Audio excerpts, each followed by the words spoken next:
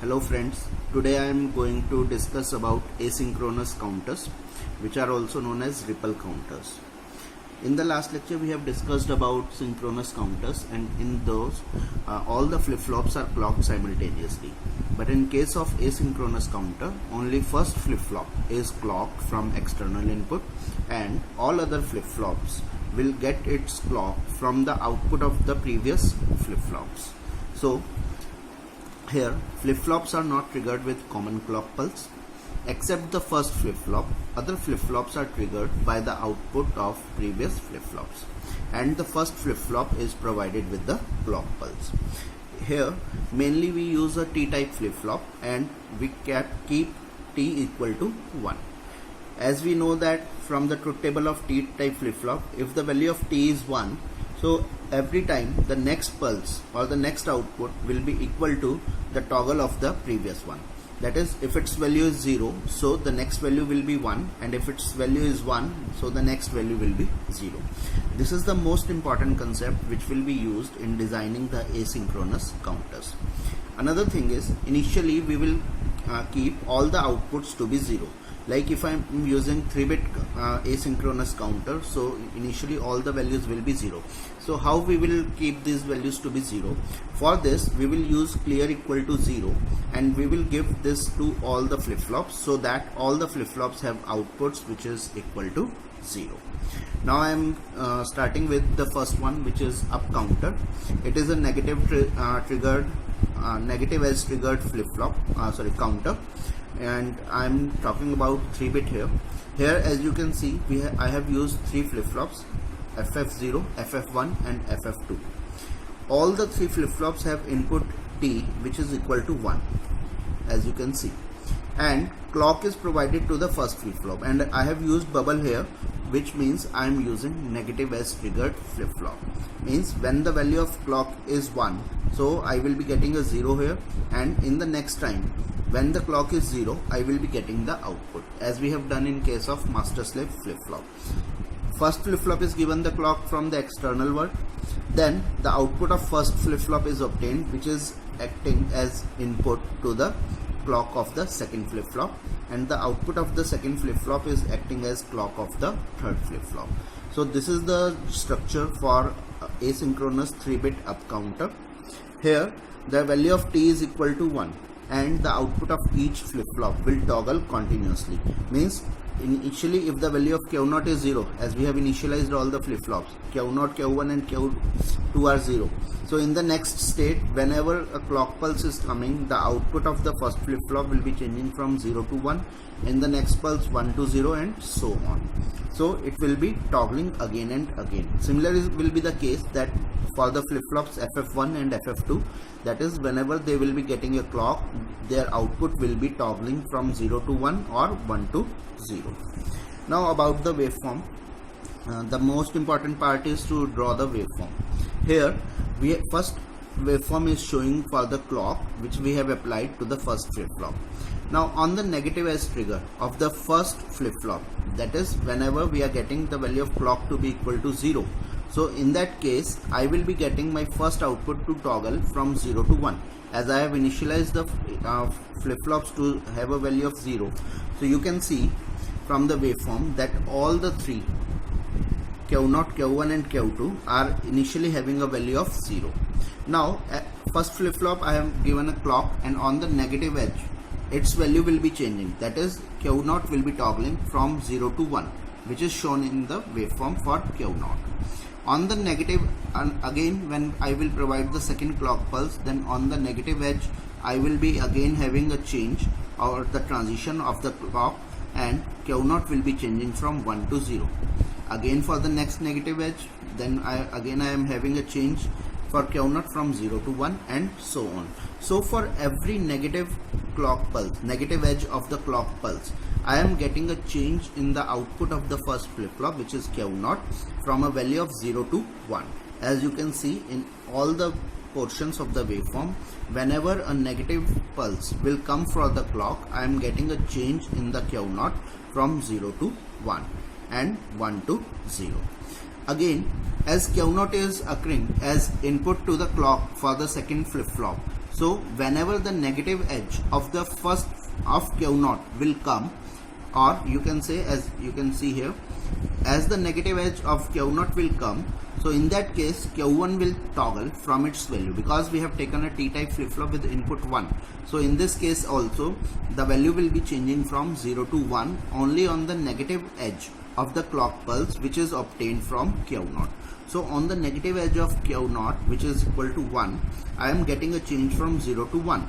Again on the negative edge of Q0, which is 1 to 0, this is the negative edge of Q0, so I am getting a change from 1 to 0 for Q0 1.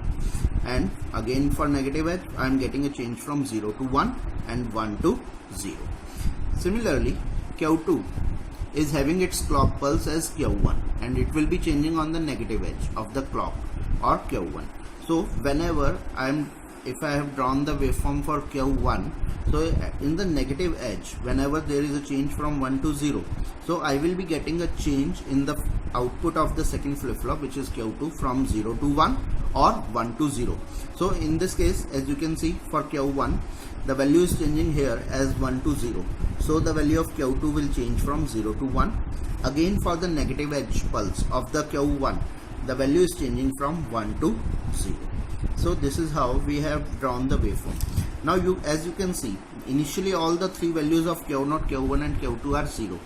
In the next pulse I am getting, for the next clock pulse I am getting 0 0 1. In the next 0 1 0, then 0 1 1, 1 0 0, 1 0 1, 1 1 0 and 1 1 1.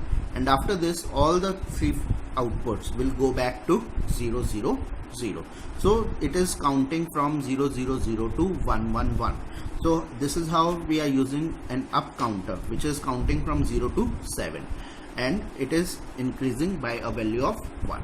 And because it is having 8 states from 0 0 0 to 7 1 1 1, so that's why we are having a mode 8 counter. It is also known as mode 8 counter. Another thing is, as you can see here, if I am giving the value of clock to be equal to 1, so in that case this flip-flop should start working. But here, because we are using a master-slave flip-flop, so whenever the value of clock is 1, in that case the flip-flop will start working, but because the output will only be obtained when the clock pulse is 0, because we are using a master-slave flip-flop. So that's why initially the value should be high at the value of transition from 0 to 1. But we are getting the change in the output only when it is going from 1 to 0 because of the use of master-slave flip-flop.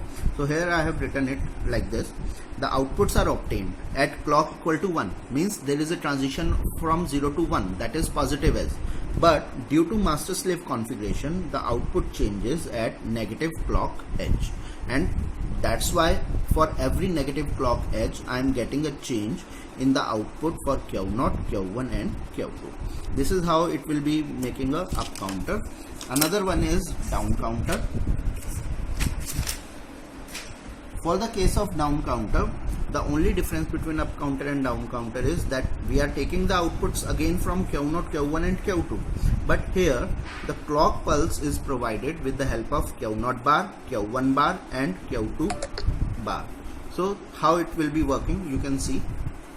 Flip-flop FF0 output will change according to the negative edge of the clock pulse, as we have done in the previous case.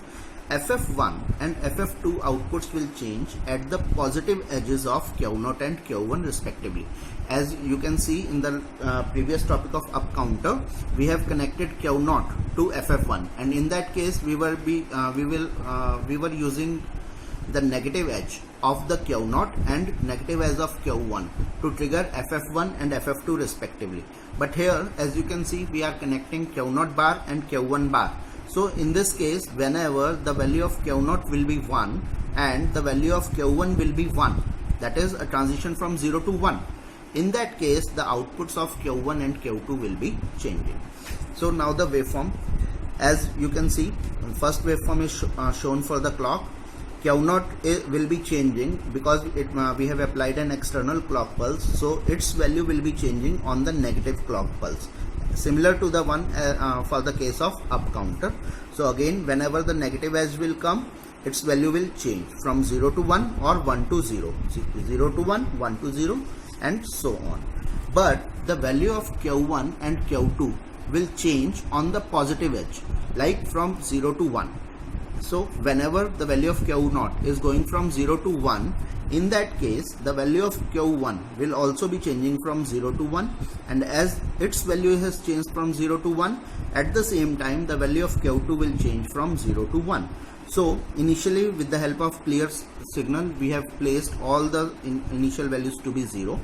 Then after the application of the first clock pulse in negative edge, we will get all the values to be 1.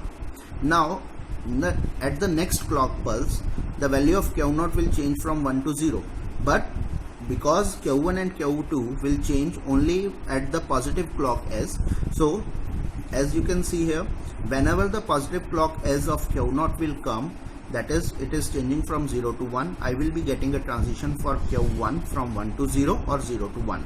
And whenever there is a positive transition for Q1, that is, its value is changing from 0 to 1, the value of Q2 will be changing from 1 to 0 or 0 to 1. So in this case, the states obtained will be 0, 0, 0, then 1, 1, 1, 1, 1, 0, 1, 0, 1, 1, 0, 0, 0, 1, 1, 0, 1, 0, 0, 0, 1 and 0, 0, 0. So we have started from initialized to 0, 0, 0. Then I am getting the maximum value, which is 1, 1, 1, and I am decrementing it or getting a down value by 1. So and finally I will be getting all the values to be 0. It is also a mode 8 counter. So this is how a asynchronous counter works. Thank you.